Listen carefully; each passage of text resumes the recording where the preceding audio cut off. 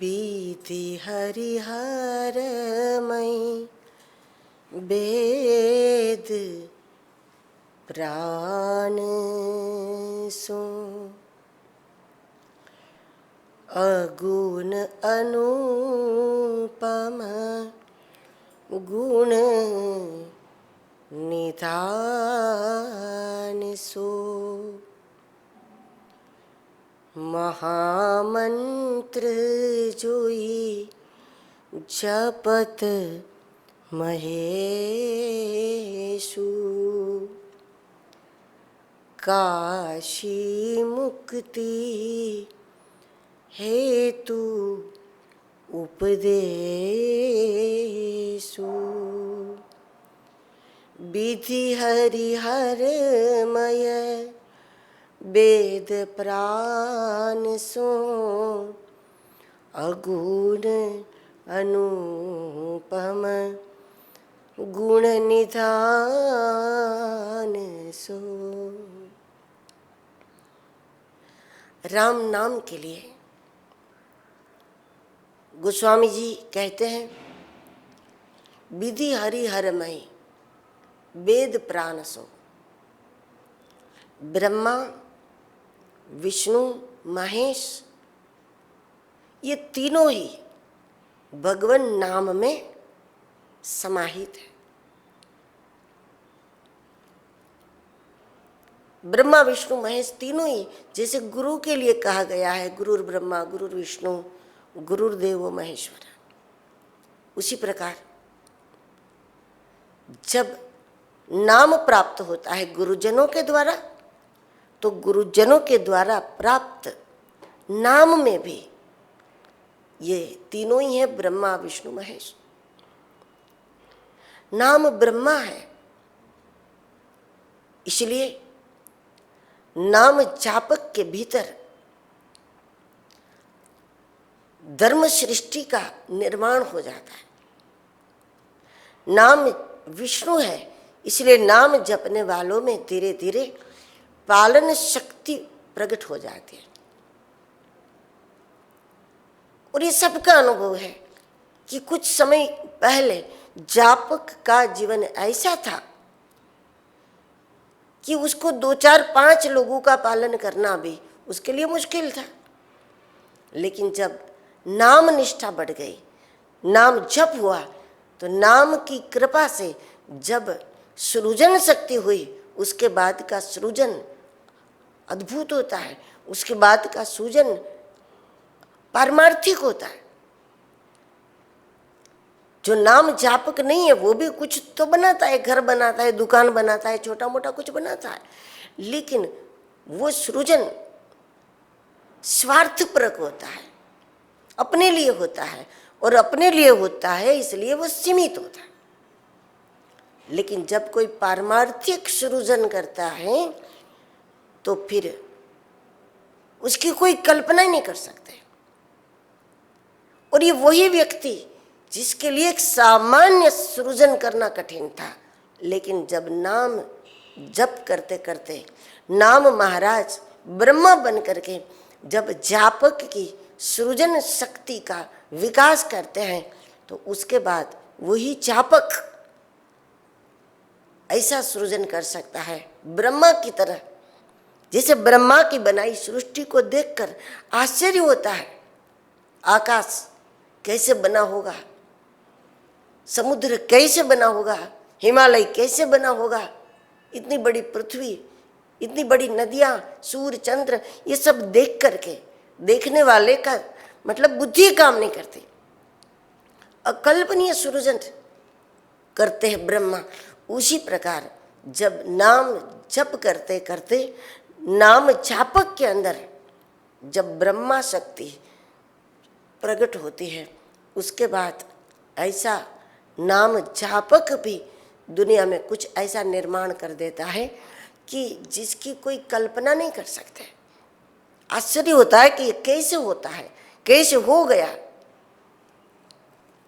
और उसी प्रकार भजन का ये प्रताप कि नाम जप की शक्ति से नाम जप करने वाले के अंदर जब पालन शक्ति जागृत हो जाती है, तो वही व्यक्ति कुछ समय पहले जो खुद का पालन नहीं कर सकता था, 5 लोगों का पालन नहीं कर सकता था, अब वही व्यक्ति जब उसकी पालन शक्ति बढ़ जाती है तो फिर उनको खुद को ही नहीं पता होता कि उनके द्वारा कितने लोगों का पालन हो जाता है। नाम जाप के अंदर शिव शक्ति को प्रकट कर देता है। विधि हरि हरमय वेद प्राण सो, विसर्जन का भी सामर्थ्य देता है।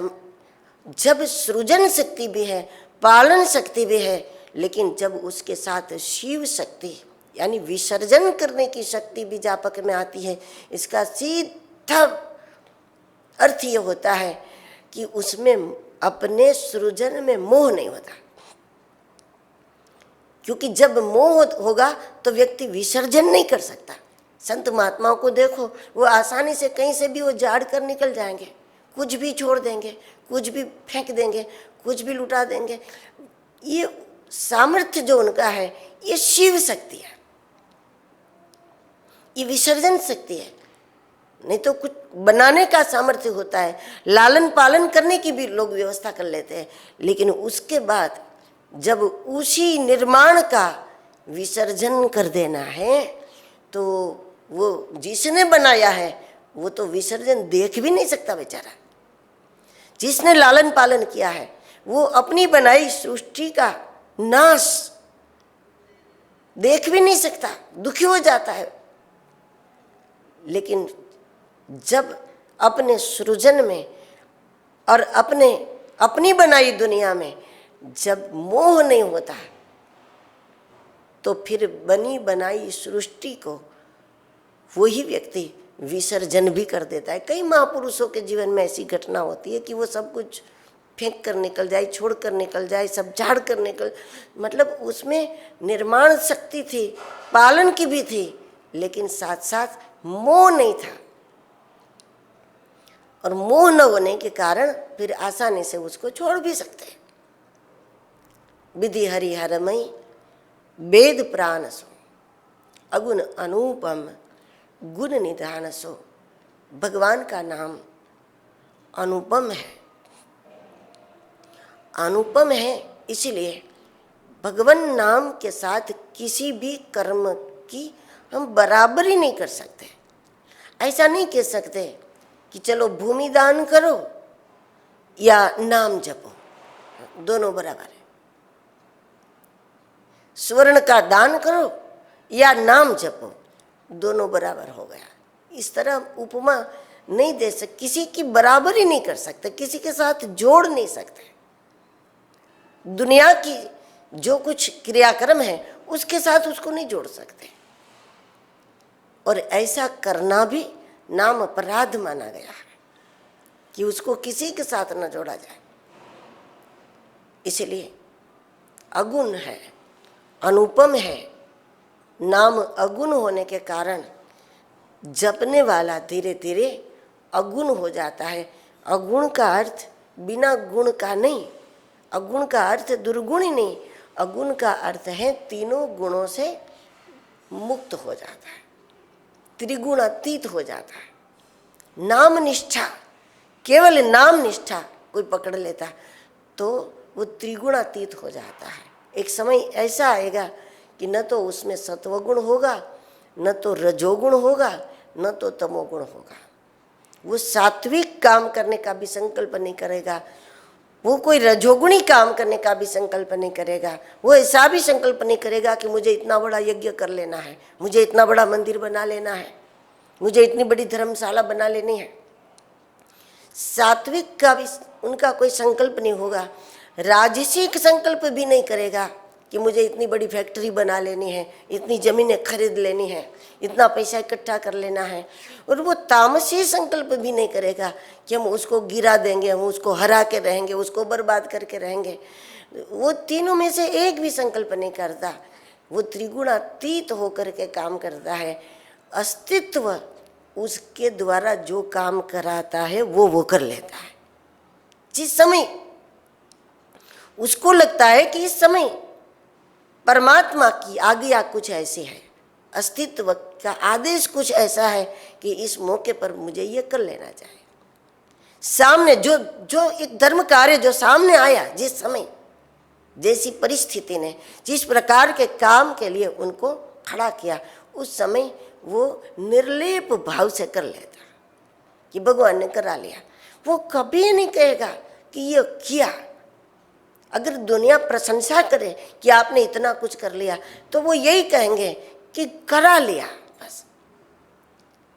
जिसने करवाना चाहा बस उसने करवा लिया, हमने किया नहीं। क्योंकि हम अपनी ओर अगर दृष्टि करें तो अपना सामर्थ्य ही नहीं है कि हम कुछ कर सके।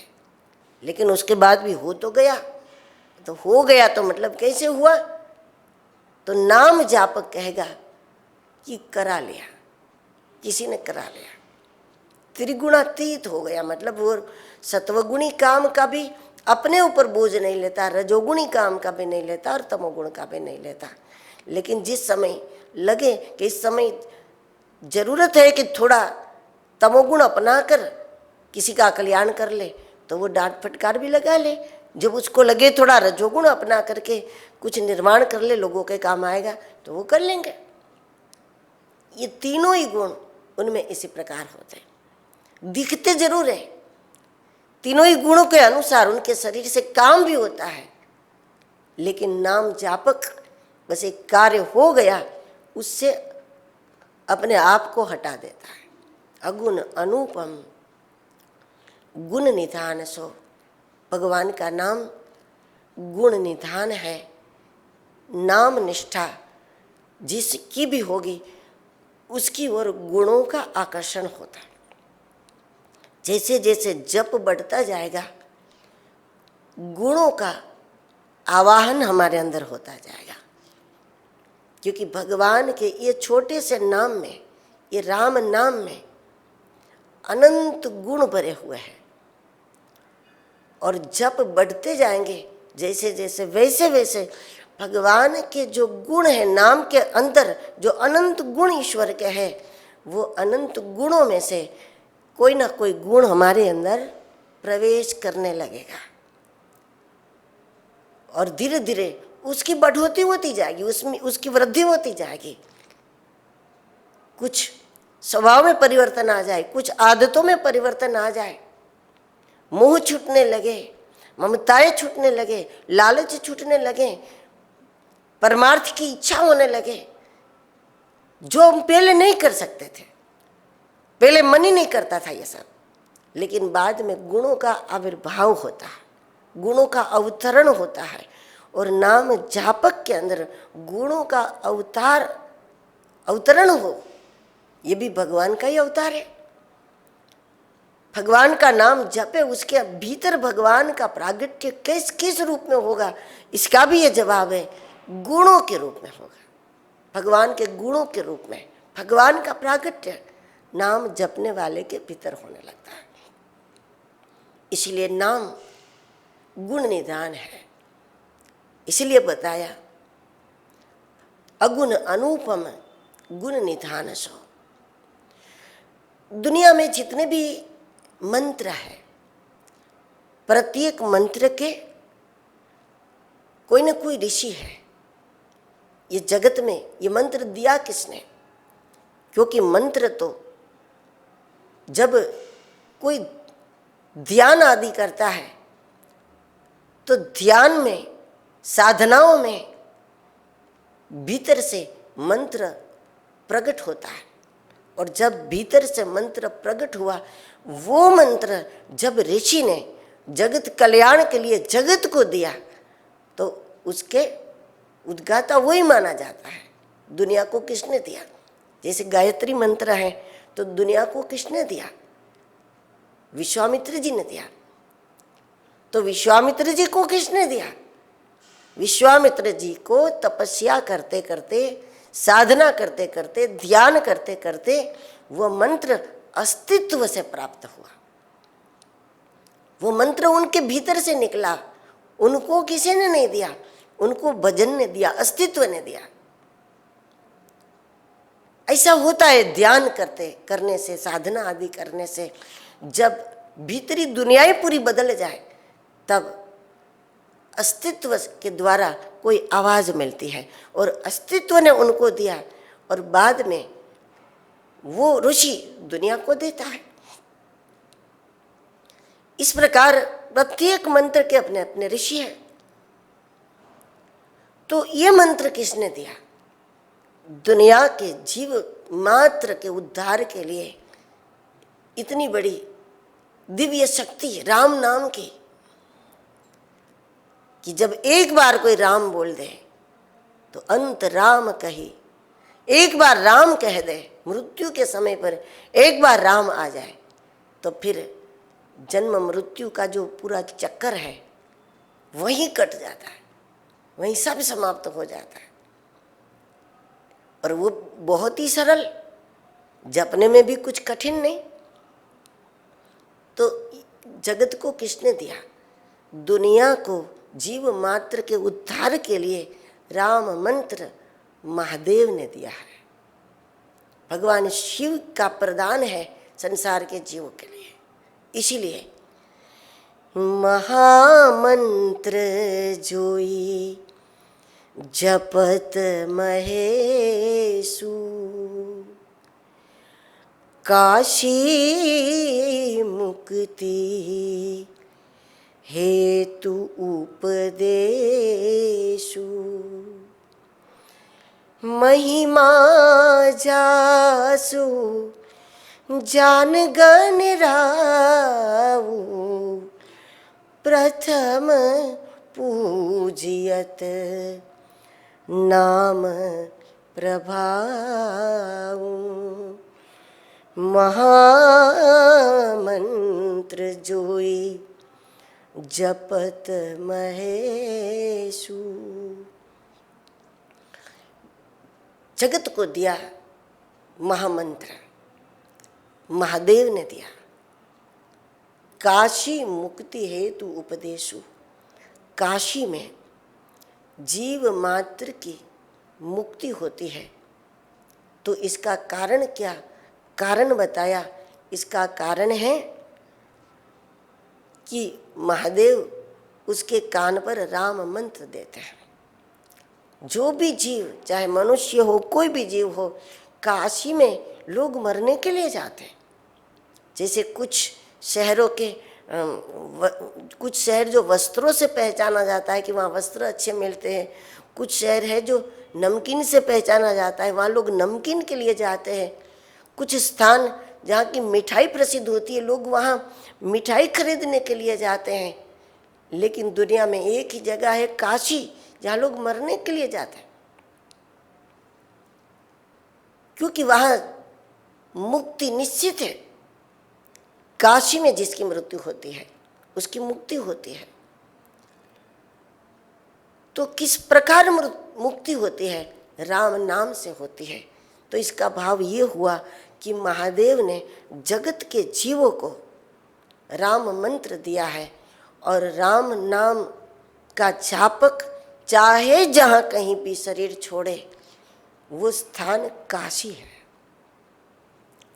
राम मंत्र के कारण ही काशी में मुक्ति होती है। तो इसका अर्थ यही है कि जहाँ कहीं पर भी शरीर छूटे, क्योंकि ये किसी के बस की बात नहीं है। शरीर को कहाँ छोड़ना है हमें, वो तो जन्म के समय हम लिखवा के आए हैं। जन्म के पहले ये सब निश्चित है कि मृत्यु के समय हम कहाँ होंगे, किस भूमि में होंगे, कहाँ शरीर छूटेगा। लेकिन काशी में शरीर छोड़ने पर भी अगर हमारा मन राम भजन में ना हो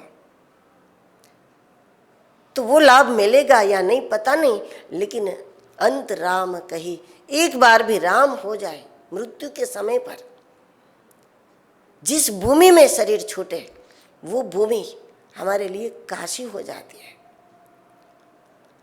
क्योंकि राम मंत्र से मृत्यु के समय शिव कृपा, वैसे काशी विश्वनाथ की कृपा जिस पर होती है उसका भी शरीर कहीं पर भी छूटेगा, उसको मृत्यु के समय राम का सुमिरन हो जाएगा, राम भजन हो जाएगा।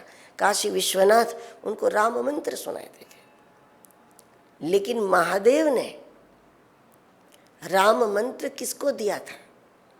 जब जगत को दिया उस समय तो तुलसीदास जी ने इसका संकेत दिया है। राम नाम सम सुनी शिव बानी, जपी पिय संग भवानी, जपी जे ही पिय संग भवानी। विष्णु सहस्त्र नाम के समान एक राम नाम है। जब ये बात महादेव ने पार्वती को बताई है और पार्वती ही जीव मात्र के कान पर जो महादेव ने मंत्र दिया है, जो पार्वती को दिया है, और पार्वती ही कृपा करके, वो करुणा की मूर्ति है, वो ही जब शरीर किसी का छूटता है तो किसी भी शिव भक्त को, काशी विश्वनाथ के आराधक को पार्वती उसके कान पर मंत्र पहुंचा देती है, जगदम्बा पहुंचा देती है और वो मुक्ति का कारण बन जाता है। काशी में महादेव ने मुक्ति क्षेत्र खोला है। तीर्थ की जो महिमा शास्त्रों ने बताई है वो तो होती ही है, उसमें हमें संदेह नहीं करना। काशी तो काशी ही है, जीव के सारे कर्मों का कर्षण कर दे, कचुम्बर कर दे, खत्म कर दे, वो काशी की महिमा है। काशी खंड की बहुत बहुत बड़ी महिमा स्कंद पुराण में पूरा खंड है इसका। भगवान के त्रिशूल पर जिसका निर्माण है, काशी का कण कण दिव्य है। लेकिन ये संभव नहीं है कि पूरी दुनिया के लोग अंत समय महादेव के द्वारा राम मंत्र प्राप्त करने के लिए पूरी दुनिया के लोग काशी में रहने के लिए चले जाए, ये संभव नहीं है भौगोलिक दृष्टि से। क्योंकि पूरी दुनिया अगर काशी में रहने के लिए चली जाए तब भी यही होगा, काशी का ही जो क्षेत्र है उसका विस्तार करना पड़ेगा, दूर दूर तक उसको ले जाना पड़ेगा।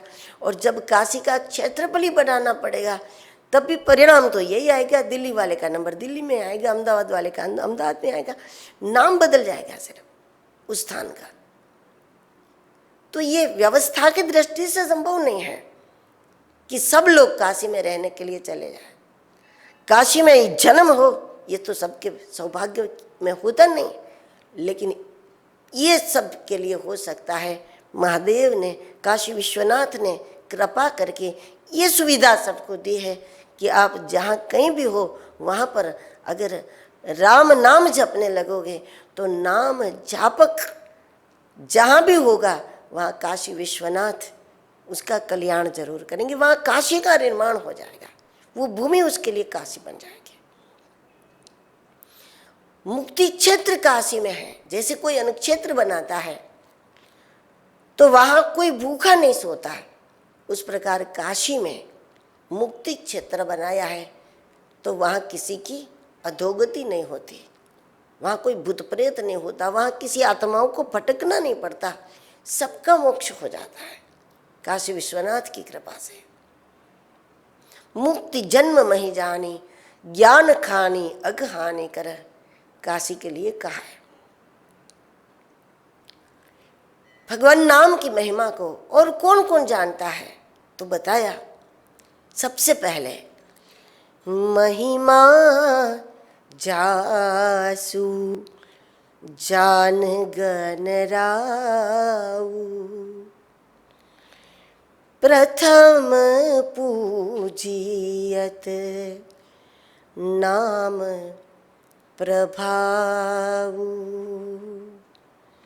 महिमा जासु जान गन राहु, श्री गणेश जो शिव पुत्र है वो जानते हैं राम नाम की महिमा को, और इसी कारण से वो प्रथम पूज्य है। दुनिया में प्रथम होना, किसी भी स्थान में, किसी भी सभा में हमारा आगे स्थान हो, समाज में हमारा स्थान आगे हो, इस प्रकार की प्रतिष्ठा कौन नहीं चाहता। और इस प्रकार की प्रतिष्ठा अगर भाग्य देता भी है तो भी कुछ समय तक होता है। जैसे जब तक कुछ पावर हमारे पास हो, पैसा हो या सत्ता हो, सत्ता वगैरह होती है तो लोग पीछे पीछे घूमते हैं, सत्ताधीशों के पीछे। लेकिन जैसे ही वो खत्म होता है उसके बाद फिर कोई नहीं पूछता। वो प्रतिष्ठा तो है समाज में, वो आगे तो है, जहां भी जाएंगे लोग उनके लिए खड़े हो जाएंगे। लेकिन ये कब खत्म हो जाए, बाद में कोई उसको जवाब न दे, ऐसा भी हो सकता है, क्योंकि भाग्य ने दी थी प्रतिष्ठा। लेकिन भगवान नाम जिसको प्रतिष्ठा देता है समाज में, अध्यात्म जिसको समाज में प्रतिष्ठा देता है, तो वो प्रतिष्ठा वो 5 वर्ष वाली नहीं होती, वो बाद में कोई पूछे नहीं वो वाली नहीं होती। इसलिए यहाँ एक संकेत ये भी मिलता है कि चाहे जितनी बड़ी सत्ता पास में हो, चाहे जितना बड़ा धन पास में हो, चाहे कुछ भी परमात्मा ने दिया हो, प्रारब्ध ने दिया हो, लेकिन जीव का कल्याण इसमें है कि वो उसमें भ्रमित न हो जाए कि मेरे पास ये सब है और जीवन पर्यंत दुनिया में मेरी वाह वाह होगी, जीवन पर्यंत प्रतिष्ठा मेरी रहेगी। उस भ्रम में न रहे, उस भ्रम से वो मुक्त हो जाए और जीवन पर्यंत एक स्वमान पूर्वक जीवन प्राप्त करना हो तो वो आधार भगवान के नाम का ले ले। वो चीज भले ही वो सत्ता भी रहे तो भले रहे, धन भी रहे तो भले रहे, वो भी है अपने पास, लेकिन भगवान नाम का आश्रय मजबूती से रखें, क्योंकि वो चीज कब तक रहेगी उसका भरोसा नहीं, वो कभी भी साथ छोड़ सकती है। और वो चीज जैसे गई तो दुनिया बदल जाती है। लेकिन भगवान नाम को ही मूल आधार अपना समझ करके जब उसमें लगे रहेंगे तो दुनिया की जो चीजें हैं, सत्ता है, संपत्ति है, वो सब हटे, उसके बाद भी हमारा जीवन स्वमान पूर्ण ही रहेगा, बाद में बात बदलेगी नहीं। क्योंकि अध्यात्म जिसको प्रतिष्ठा देता है वो नित्य होता है। आज भी नरसिंह मेहता की, विवेकानंद जी की, मीरा की, जब उनका शरीर भी नहीं, उनके नाम की यूनिवर्सिटियां बनती है, उनके नाम से लोग आज भी उनके मंदिर बनाते हैं, प्रतिष्ठा आज भी है। और उसके लिए उन्होंने क्या किया था? कुछ भी नहीं किया था उस समय भी। उन्होंने एक ही काम किया था, बस पायो जी मैंने राम रतन धन पायो, वस्तु अमौलिक दी मेरे सदगुरु। जब गुरुजनों के द्वारा जब नाम मिल जाता है तो फिर वही नाम साधक को बहुत आगे ले जाता है। शब्द तो वही होता है, जो 2, 3, 4 अक्षर का नाम हम सब जपते, सब वही होता है। लेकिन जब वही गुरुजनों के द्वारा प्राप्त होता है तब वो शब्द ब्रह्म होता है। जब ब्रह्म ज्ञानी के द्वारा हमें मंत्र मिलता है, नाम मिलता है, बाद में शब्द ब्रह्म हो जाता है। पहले शब्द का परिणाम देता था और बाद में शब्द ब्रह्म का परिणाम देने लगता है, बात उसके बाद बदल जाती। तो इसीलिए श्री गणेश जी इसकी महिमा को जानते हैं और इसीलिए गणेश प्रथम पूज्य है। इसलिए नहीं कि वो बहुत सुंदर है इसलिए, अब गणेश की आकृति दर्शनीय तो है हम सबके लिए, लेकिन वो इसलिए नहीं कि वो आकृति इस प्रकार की है इसलिए प्रथम पूज्य है। श्री गणेश सारे देवताओं में सबसे आगे हैं, तो क्यों इतनी प्रतिष्ठा है उनकी? तो इसका कारण है महिमा जासु जान गनिराऊ, प्रथम पूजियत नाम प्रभाव।